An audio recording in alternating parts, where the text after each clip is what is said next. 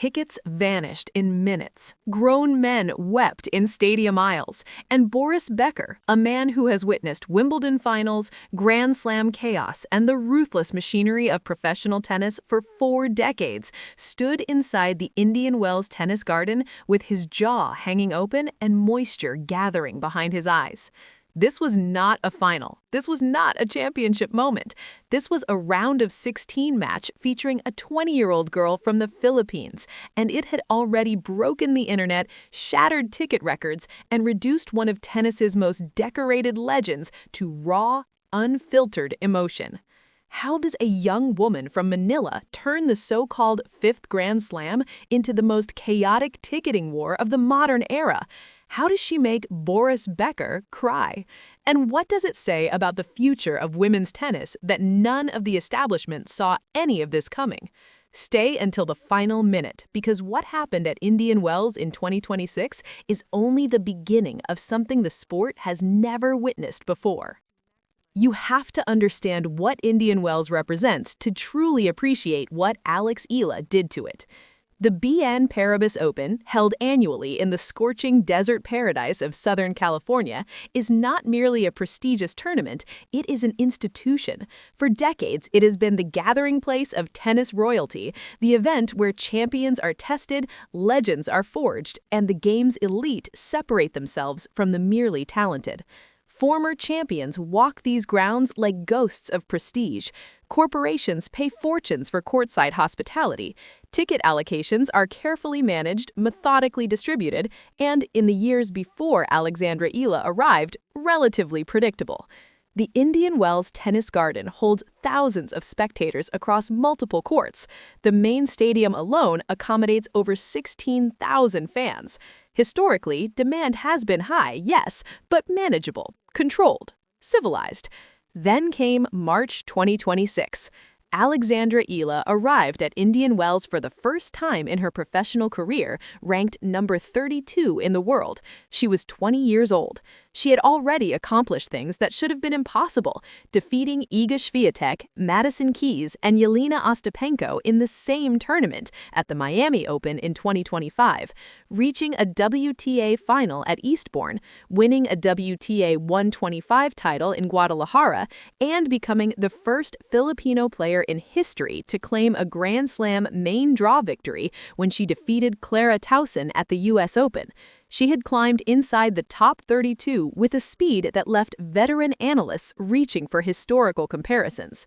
But numbers tell only part of a story. What the rankings could not capture was the phenomenon Eala had sparked inside the global tennis community. Her Instagram had reached 960,000 followers and was accelerating daily. Wherever she played, courts filled beyond capacity. Practice sessions became pilgrimages. Coco Gauff, the world number 3 and American golden child of the sport, had publicly acknowledged after their Dubai quarterfinal that the stands were mostly supporting Alex, and instead of frustration, Gauff expressed gratitude. "Thank you, Alex, for bringing a new demographic to this sport," Gauff said on court. "Thank you, I appreciate it." That statement alone should have warned everyone what was approaching Indian Wells.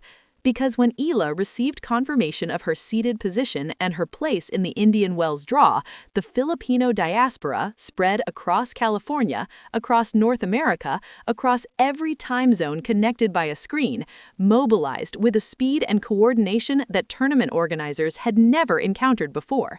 Tickets were purchased within hours of availability. Court 3, where her opening match against Diana Yastremska was scheduled, was packed before warm-ups began. Fans arrived wrapped in Philippine flags. They brought drums. They brought signs written in Tagalog. They stayed until midnight as Eala's opening match stretched toward 3 hours in the cold desert air. Even before she played a single match at Indian Wells, her supporters had filled her practice sessions to capacity. This was not ordinary tennis fandom. This was a nation arriving. Here is where the story becomes something no sports journalist had a blueprint to cover. When Indian Wells organizers released the draw and Eala's path became clear, ticket demand for her specific matches did not simply increase, it detonated. Fan forums in the Philippines coordinated purchasing blocks. Filipino community groups across California organized transportation caravans to Palm Desert. Secondary ticket markets saw prices for Court 3 and Stadium Court sessions climb to figures that rivaled Grand Slam finals. Social media threads dedicated entirely to securing Eala tickets generated hundreds of thousands of interactions within 24 hours. The tournament, designed for global tennis aristocracy, suddenly faced a fan population that had never attended an Indian Wells event before, and who were willing to sacrifice extraordinary amounts of time, money, and sleep to be present for one specific player. Tournament staff were not equipped for what arrived.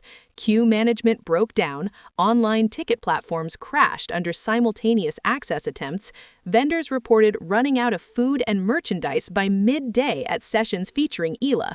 Court capacity became a genuine safety question as crowds attempted to position themselves near any window, any opening that offered a view of Eala competing. And then Boris Becker walked in. Becker, six-time Grand Slam champion, former world number one, coach of Novak Djokovic during his most dominant period, and one of the most recognizable figures in the history of tennis, arrived at Indian Wells in his capacity as a commentator and analyst. He had covered tournaments across every continent. He had witnessed the pandemonium surrounding Roger Federer in his prime, the global spectacle of Nadal at Roland Garros, the electric tension of Serena Williams commanding a stadium through pure force of will. He was not prepared for this. Sources close to Becker described his expression during his first walkthrough of the Eala-adjacent areas of the Indian Wells complex as genuinely stunned. He reportedly stopped twice, looked around at the flags and the noise and the sheer density of bodies pressing against fencing, and said something to the effect of, "I have never seen anything like this, not for a first-time player at this tournament, not ever." Then came Linda Noskova. The 14th seed, the Czech powerhouse, arrived in the round of 16 with a tactical blueprint designed to dismantle Eala's serve from the opening game. It worked with brutal efficiency.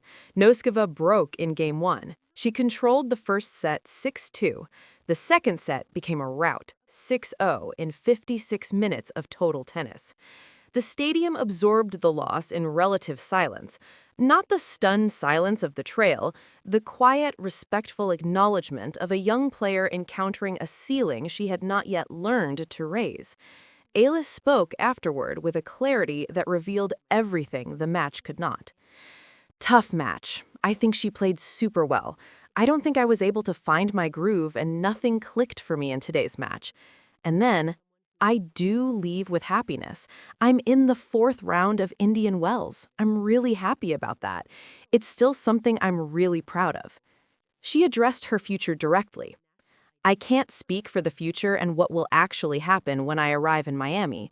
Miami last year was a beautiful time for me, and it was the start of all of this. But since then, I've achieved a lot as well. I've grown a lot, and I've had so many good matches, so many tough losses, so much experience since then.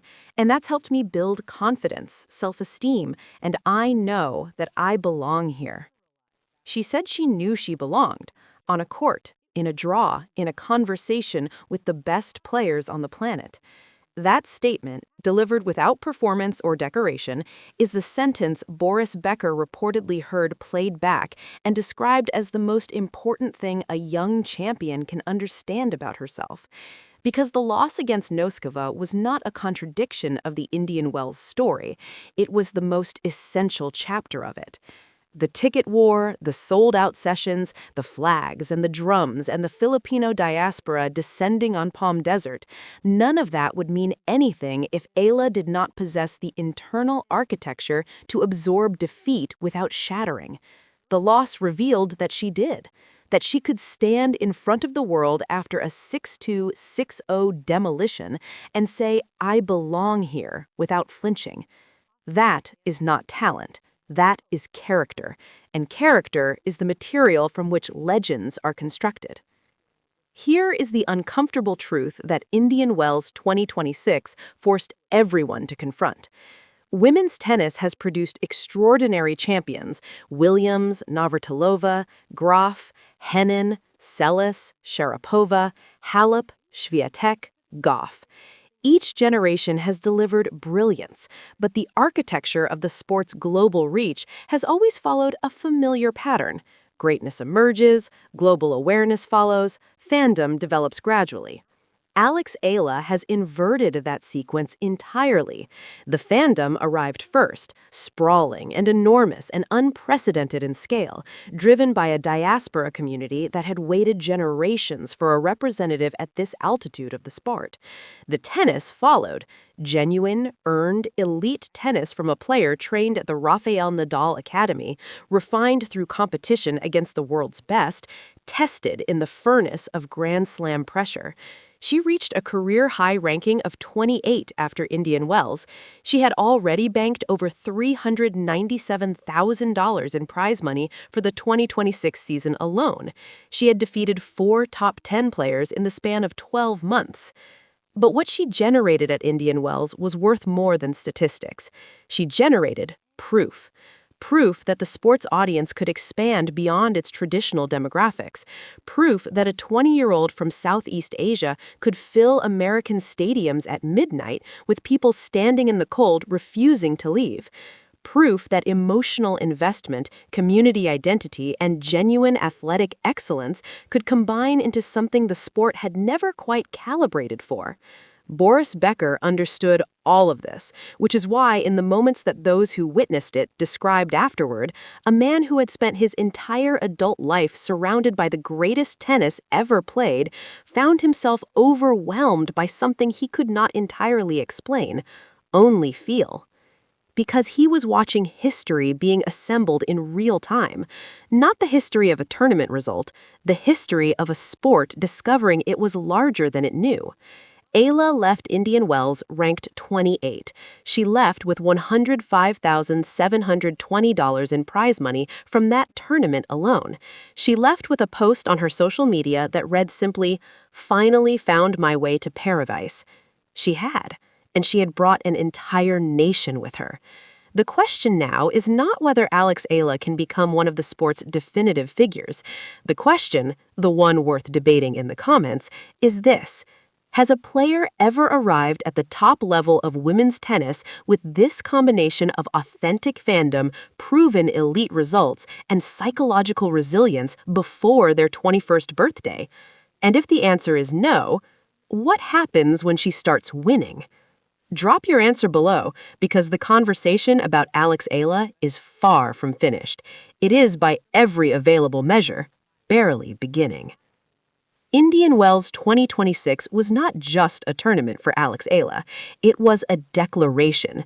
Tickets were gone before the draw was confirmed. Stadiums filled beyond recognized limits. Boris Becker, who has witnessed every magnitude of tennis greatness, was moved beyond composure by what he observed. And a 20-year-old from the Philippines stood after a heavy defeat and told the world she belonged there without hesitation, without performance, without apology. That is the story. That is the moment. And if you were not watching, this is your evidence of what you missed. Subscribe, because everything ahead with Alex Ela is going to demand your full attention.